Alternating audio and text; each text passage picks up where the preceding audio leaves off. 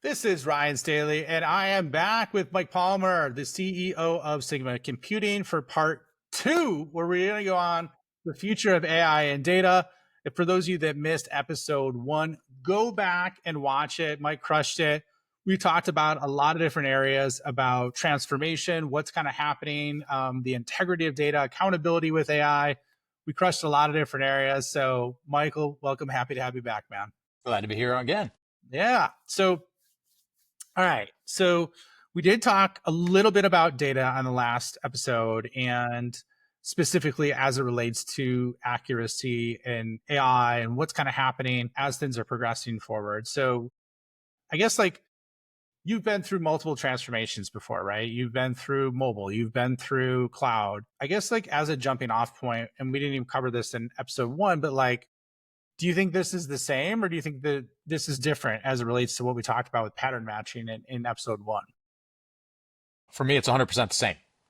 And I go back all the way to the .com era for those of us that were around for this wonderful time, living in San Francisco, and like everything was .com, right?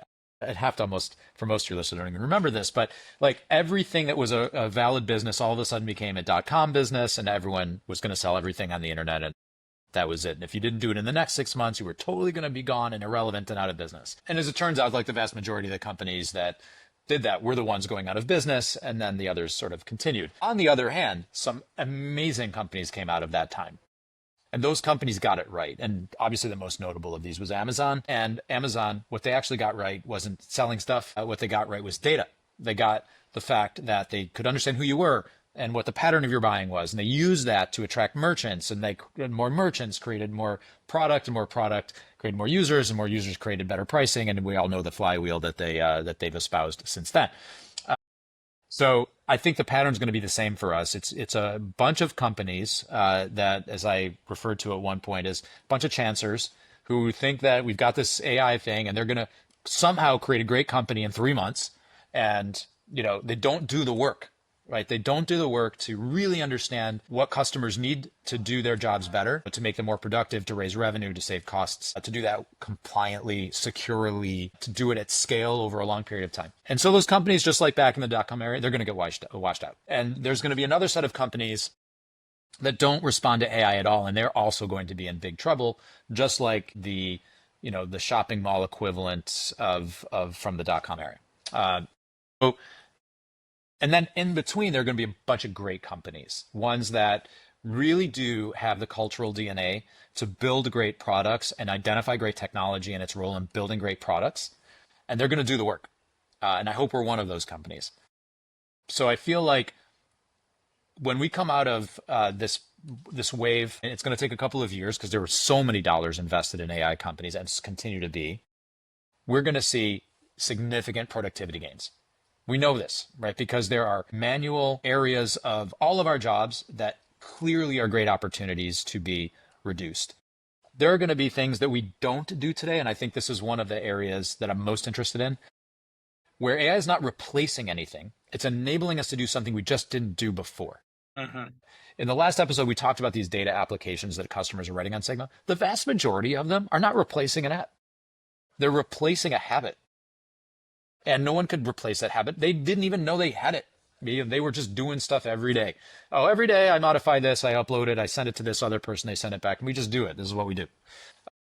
Where AI is going to replace that, right? We are going to build AI-based applications that create efficiencies in our jobs, and then we're going to take that time and we're going to do much better things with it. And we don't know what those things are. I'll leave you with this example that we use all the time on AI.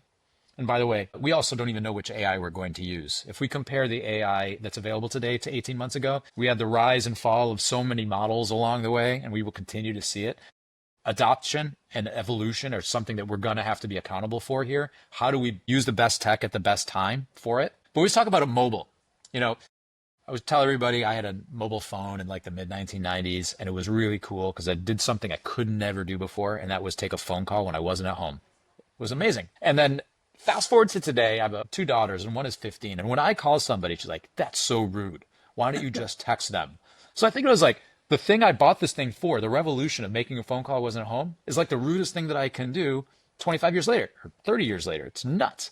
But what I do with my phone is something that was never imagined in the mid 1990s. This is where we are with AI. AI is being targeted at some early things, just like a phone call. 10 years from now, it's going to be doing something radically different. We just don't know what it is. So every day we're all going to show up and adopt and adapt. And I think we're going to all participate in identifying what that future of AI is. So the pattern tells us that we have to play in the game. We have to invest to change, and that we have to be prepared to do that over the long term. Mm-hmm. Yeah. Yeah. So a lot of things to unpack there that you said. So I totally agree with you that what was available 18 months ago versus now is wildly different, right? Even across the model landscape. I mean, what Google was putting out there before was a joke. And I think Gemini is exponentially better.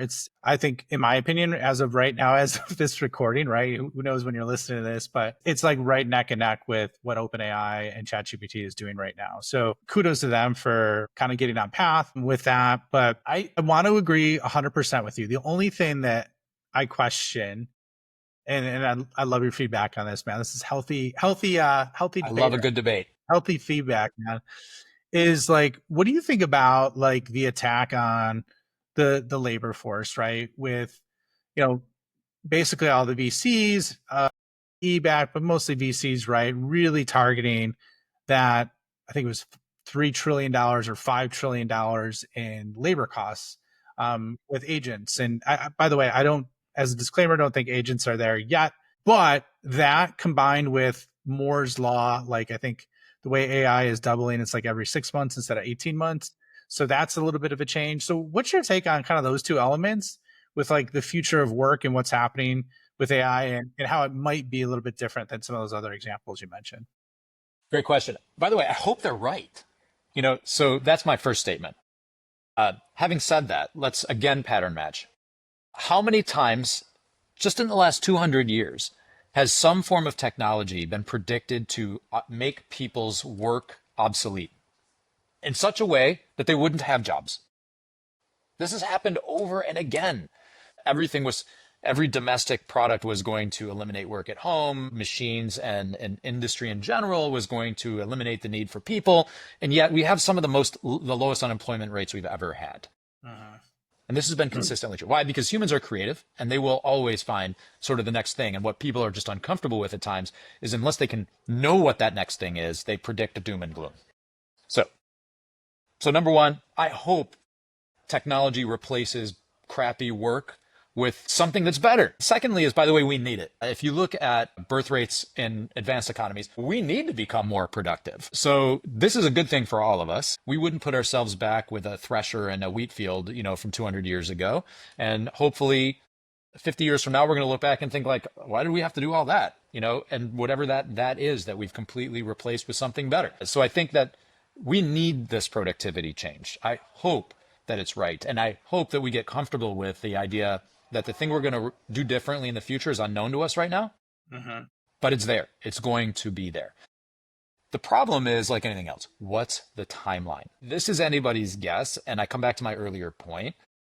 I am not a believer in revolution. I am a believer in evolution. So to the extent that all of us are participating in our own Adam Smith-like ways in the great economy called AI, and we're learning things, the aggregate experience is going to create something worthwhile, whether it's in data or whether it's in replacing legal services or it's outbound sales or it's robotics or self-driving cars or whatever it is. All of this there are going to be advancements that apply, or medicine. There are going to be advancements that apply and hop categories. And then we're going to have, I think, these bursts of really interesting change and then maybe flatline a little bit. Can't predict it. Our job, I still believe, is recognize its importance, work really hard to figure out how to apply that technology to something meaningful, learn, and then adapt. Yeah. Yep. Well, I love your answer. And I think it's very well grounded, and the adaptability is huge, kind of like what you're talking about even over the last year. So let's shift gears a little bit. And I know we're almost up on time, so I want to be sensitive to that. Let's talk about the future of data and AI, right? Like something that you specialize in focusing on. What's your take on where that's heading? Because we have hallucination rates. We have amazing capabilities that we've never been able to diagnose such large chunks of unstructured data. However, like basically looking at it through the lens of what you do and making sure your numbers are laser tight. With where do you think that's going, and what's the timelines for that, at least from your perspective? So here's another example where I think it's an all of us working together, even if it's without knowing it. Sigma, for example, takes advantage of the great technologies that are being built by model providers and all of the model providers, not just one. You mentioned Google's advancements with Gemini. I think we're going to have this, like, I always refer to these as the horse race at the amusement park that you shoot the water at and like one horse pulls ahead. This is great. We want this sort of competition, and some of them will specialize and they'll maintain leads in one area, and some of them will be generic and they'll go back and forth.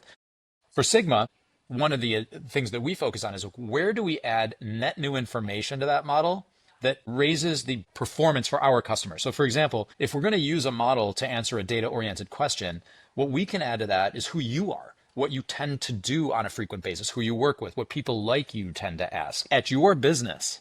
So we have contextual information to add to model-based information that hopefully closes some of that gap between the 85% accuracy rate of a generic model and the 99.9% accuracy rate that you probably need to do your job well. And this is where, again, in an ecosystem basis, everybody wins. The model wins, the end user wins for productivity reasons, Sigma wins because we know where our value add is in that. We're not going to go write a model and replace Gemini. So I think that's the path that we're going to be on, is that how do we complement each other over time for the benefit of the end user? It's good, man. All right. Last but not least, as an executive, $100 million plus company, what's your favorite use cases for AI personally? Man, this is literally an impossible question to answer. We have customers that are building applications with AI, which I think anything like that is amazing, right? If you think about how difficult it has been to build applications for the last 30 years and how many failures there have been, how costly it is. So I think that is totally like remarkable. I use AI every day to augment something I'm looking at in data.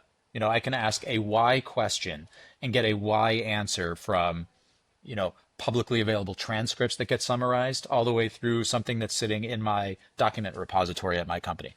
That I think is amazing. But for me, the answer still has to come back to apps. I think one app, I can't say the name of the company because I've never spoken to them, but we can see a lot of this in metadata. They've built an ERP system in Sigma for managing poultry. And specifically the ability to manage breeding of chickens. And so like they have transportation and weather, and they've got stuff about chickens, but who's going to write that? You're not, SAP is not going to we're going to go after the poultry market. But there are a lot of poulterers out there that really need software to be more efficient. And the fact that we're opening up the market and lowering the barrier to build those apps to words, right, is pretty remarkable. So I just think that for me, AI is unlocking a below the waterline part of the iceberg that is out there for small and medium businesses or individuals and departments at large businesses to discover new ways to be productive, and to be empowered to do that themselves and not wait for the mothership central thing to kind of help them do their job for them. That for me is super exciting because language in the end is the lowest barrier to entry to technology. Yeah. Well, that was fantastic. Michael, we are up on time for part 2. Where can people find you? Where can they find more about Sigma Computing? SigmaComputing.com is the best place to learn about Sigma. I would tell everybody, if you're watching this during the summer and you're coming to Summit season here in San Francisco, stop by our booth. We also do these events around the country throughout the course of the year, and we look forward to talking a little bit more about this. Yeah, appreciate you being on, man. This is a blast. So yeah, if you are going to the summits, definitely talk with Mike. He's a blast to have. And I can attest for that from this episode 1, and even the pre-show. So thanks for being on, Mike. Really appreciate you being on, and we will see you all on the next episode.